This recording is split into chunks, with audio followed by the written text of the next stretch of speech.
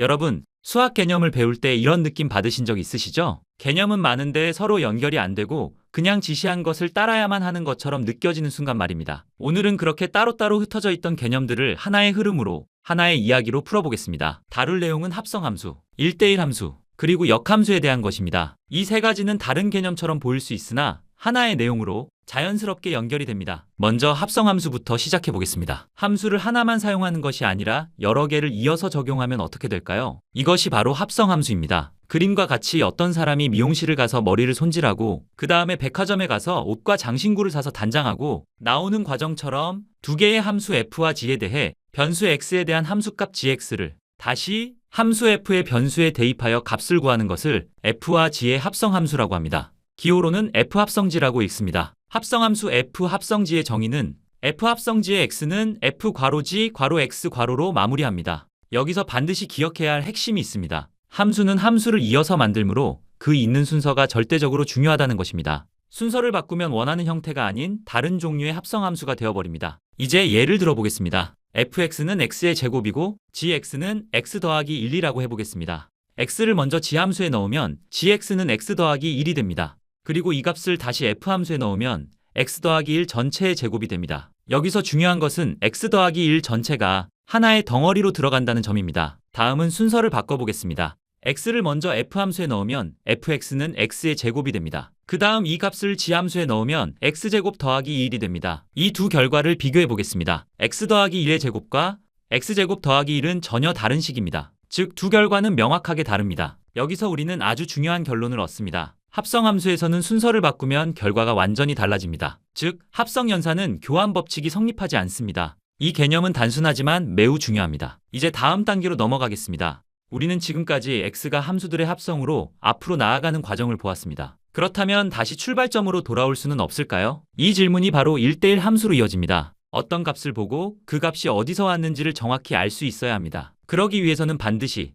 하나의 결과에 하나의 입력만 대응되어야 합니다. 이것이 바로 1대1 함수입니다. 반대로 생각해 보겠습니다. 하나의 결과에 두 개 이상의 입력이 대응된다면 어떻게 될까요? 예를 들어 방정식 y는 x의 제곱이라는 길에서 결과가 4라고 했을 때 4라는 결과가 마이너스 2에서 왔는지 아니면 2에서 왔는지 구분할 수 없습니다. 이 경우에는 출발점을 되찾을 수 없기 때문에 되돌아가는 것이 불가능합니다. 그래서 1대1 함수는 되돌아갈 수 있는 함수라고 이해하셔도 좋습니다. 이것을 이렇게 정의합니다. fa와 fb가 같다고 하면 반드시 a와 b는 같아야 합니다. 이것이 성립할 때 함수 f는 1대1 함수라고 합니다. 여기서 한 가지, f의 정의역은 1대1에 영향을 끼친다는 것을 마음에 새겨둡시다. 이제 함수의 1대1 여부를 예를 들어 설명하겠습니다. fs는 x의 제곱은 실수 전체 집합에서 1대1 함수가 아닙니다. 실제로 fa와 fb가 같다고 합시다. 그러면 함수의 정의에 의해 a의 제곱과 b의 제곱은 같게 되죠. 인수분해하여 이 식을 풀면 a는 b와 같은 경우와 a는 마이너스 b와 같은 경우가 발생합니다. 따라서 f는 실수 전체 집합에서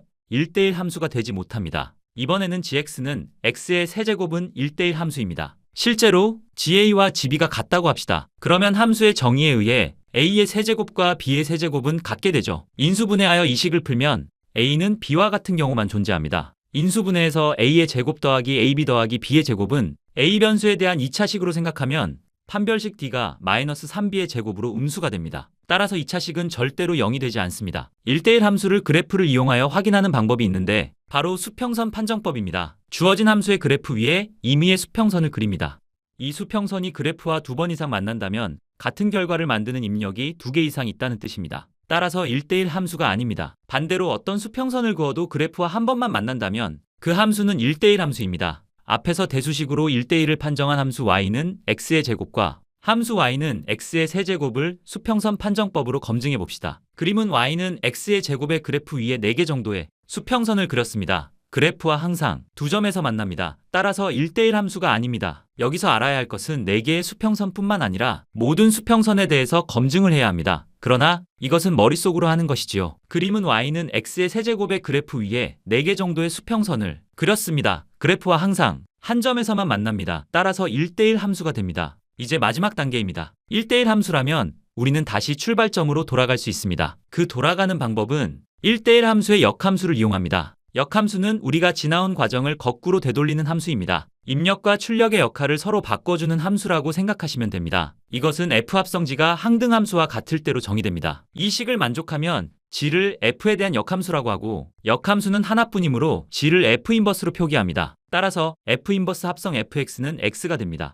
역함수의 역함수는 자기 자신과 같은 함수가 되는 것은 당연한 이야기이겠죠. 여기서 한 가지, 합성은 교환 법칙이 성립하지 않았지만 함수와 그 역함수와의 합성은 교환 법칙이 성립합니다. 이제 역함수를 구하여 봅시다. y는 fx의 역함수를 구하는 방법은 세 단계로 정리됩니다. 먼저 y는 fx라고 둡니다. 그 다음 x와 y를 서로 바꿉니다. 마지막으로 그 식을 y에 대해서 정리합니다. 이 과정을 통해 역함수를 간단하게 구할 수 있습니다. 예를 들어 보겠습니다. fx가 2x 더하기 3이라면 먼저 y는 2x 더하기 3이라고 둡니다. 이제 x와 y를 바꾸면 x는 2y 더하기 3이 됩니다. 이 식을 y에 대해서 정리하면 y는 x-3을 2로 나눈 값이 됩니다. 이것이 바로 역함수입니다. 두 함수를 합성한 결과는 x가 나오므로 항등함수가 됩니다. 그림은 y는 이 x 더하기 3과 그 역함수 y는 2분의 x 빼기 3의 그래프입니다. 이 두 그래프의 특징은 직선 y는 x에서 두 직선에 이르는 거리가 같다는 것입니다. 모든 함수가 역함수를 가지는 것은 아닙니다. 반드시 1대1 함수여야만 역함수가 존재합니다. 만약 1대1이 아니라면 어떻게 할까요? 이 경우에는 정의역을 제한합니다. 즉 입력의 범위를 제한하여 함수가 1대1이 되도록 만드는 것입니다. 그렇게 하면 역함수를 정의할 수 있게 됩니다. y는 x의 제곱은 실수 전체에서 1대1 함수가 아니지만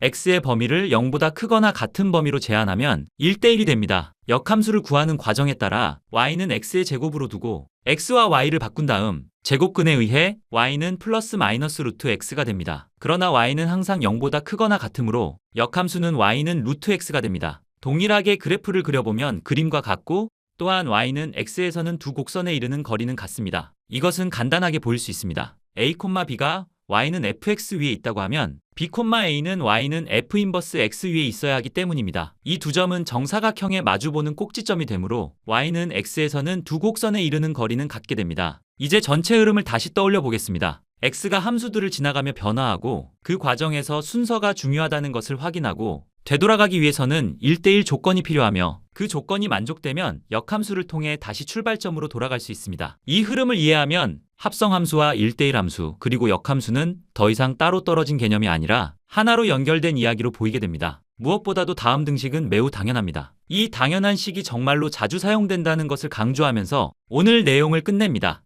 수고하셨습니다.